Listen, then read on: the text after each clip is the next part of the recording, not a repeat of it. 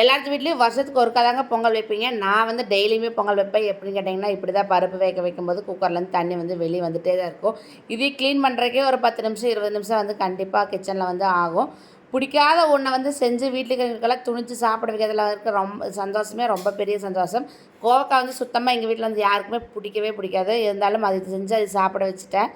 கூடவே பார்த்திங்கன்னா சூடாக சூப்பரான பச்சைப்பயிறு வந்து கடைஞ்சி எடுத்துட்டேன். கோயம்புத்தூரில் பார்த்திங்கன்னா பச்சைப்பயிறு கடைஞ்சது தான் வந்து சொல்லுவாங்க. ரொம்ப சூப்பராக வந்து பச்சை மிளகாயெல்லாம் போட்டு காரசாரமாக கடைஞ்சி தேங்காய் எண்ணெய் ஊற்றி சாப்பிட்டோம்னா ரொம்ப சூப்பராக இருக்குங்க. சூப்பராக வந்து யாரெல்லாம் இந்த மாதிரி கடைஞ்சி சாப்பிட்ருக்கேன்னு சொல்லிட்டு கண்டிப்பாக சொல்லுங்கள். கோவக்காய் வந்து ட்ரை ஃப்ரை வந்து பண்ணாமல் பொரியல் மாதிரியே வெங்காயம் மிளகாயெல்லாம் போட்டு வந்து தாளித்து கோவக்காய் போட்டு அது கூட வந்து மஞ்சத்தூள் மிளகாய்த்தூள் போட்டு தேங்காய் போட்டு இறக்கிட்டேன்னா சூப்பரான கோவக்காய் பொரியல் வந்து ரெடி ஆயிடுச்சு.